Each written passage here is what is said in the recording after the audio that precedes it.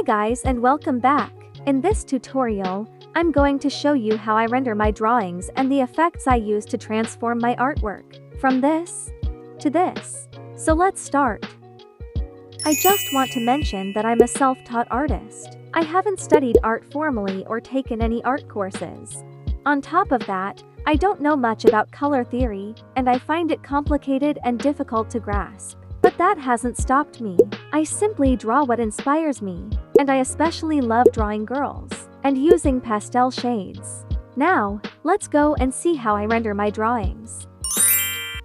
Let's start from the sketch. I usually start sketching with a light gray base. Once the line art is refined, I adjust the color to match the palette I'll be using for the piece. To do this, I use the magic tool, select curves, then tap on the desired color like red in this case, then adjust it until I get the perfect shade. Once I'm done, I create a separate layer beneath the sketch layer and begin applying the base colors. I use a technique to keep the colors clean and defined. First, I fill the sketch with a base color, then I create separate layers for each element like the hair, eyes, and clothes and turn on the clipping mask for each. This keeps everything organized and ensures the colors stay crisp and controlled. After that, I begin with a very basic rendering. For example, to blend 3 colors on this tree for an autumn look, I turn on alpha lock, pick the colors, and use a soft brush from the airbrushing and start coloring.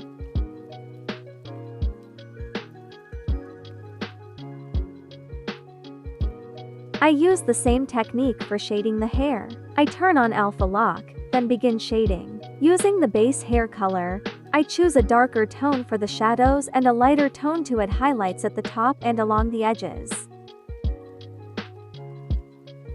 Then, I use the smudge tool to blend the colors and make them look more natural. For this step, you can choose either airbrushing or inking brushes.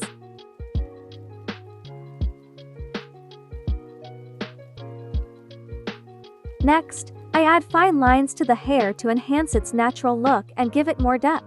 To shade the skin, I create a layer above it, turn on the clipping mask, set it to multiply mode, and use the base skin color. With the brush opacity lowered, I begin adding the shadows. I shade areas under the hairline, along the jaw, the neck, inside the ears, and between the fingers.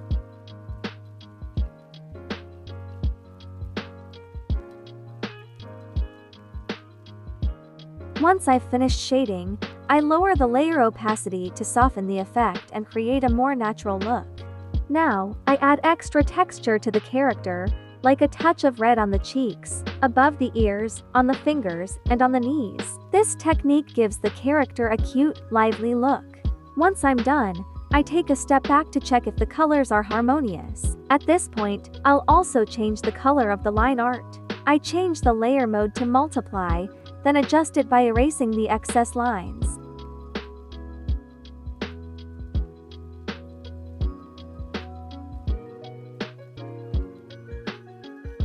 Now, I start adding shades to the character.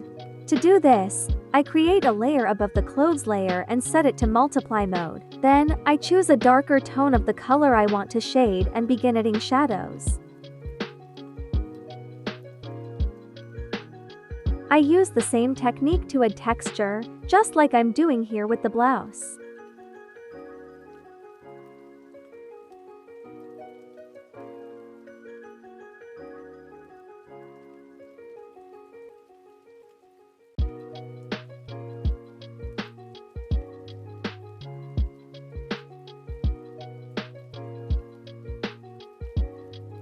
Now, I start adding light to the eyes. To do this, I create a new layer and set it to add mode, then I turn on clipping mask. I use the selection tool and select the area I want to highlight. I choose a soft brush and start adding light to the eyes, using a light yellow for this effect.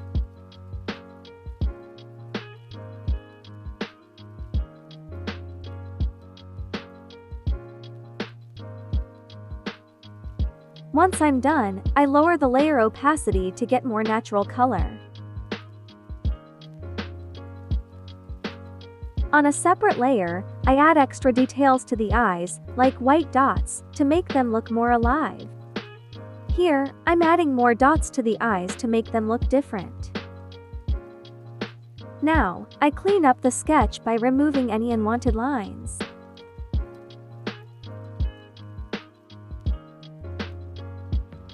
Once I'm done, I copy the entire sketch by tapping the screen with 4 fingers, selecting Copy All, and then choosing Paste to place the whole sketch on a separate layer. Now, I select all the layers and group them together, then hide the group to begin rendering the entire sketch I copied earlier. Now, I proceed with the final rendering. I create a layer above the sketch layer and begin adding the extra details that the sketch is missing.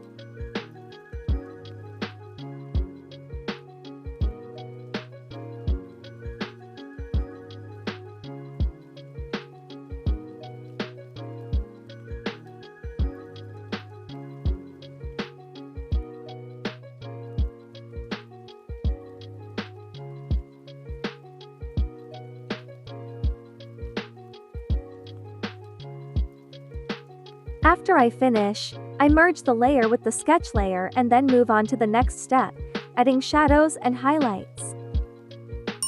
To add lights, I create a layer above the sketch layer and set it to add mode, then I turn on clipping mask.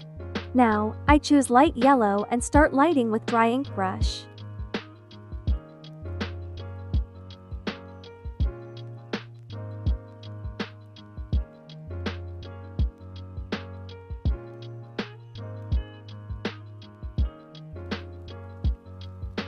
Another way for adding lighting is by using the selection tool. First, select the area, then use a soft brush to gently paint in the light.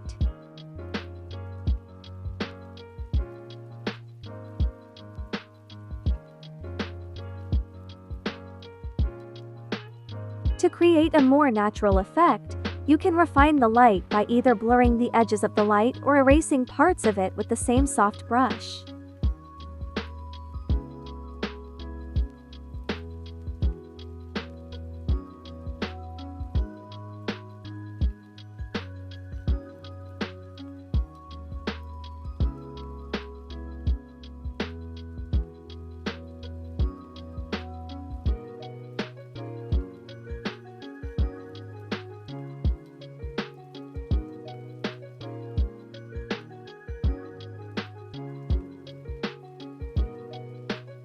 After finishing the lighting, I apply shading using the same technique with a different color. For shading, I use a light purple.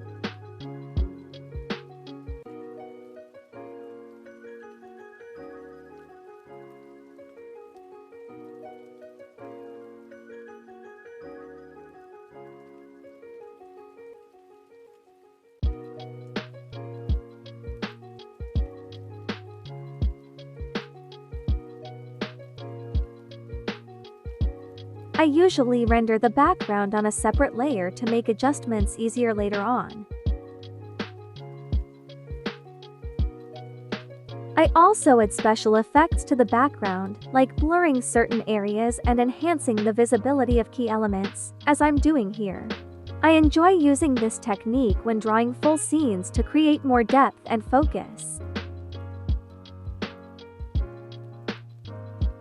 Once the drawing is complete, I make final adjustments by refining the colors. I use the magic tool, selecting color balance and curves to fine-tune and enhance the overall color palette. I also adjust the noise, sharpen, and add bloom effects, without following a specific method. I make these tweaks based on what looks best for the sketch and the color palette.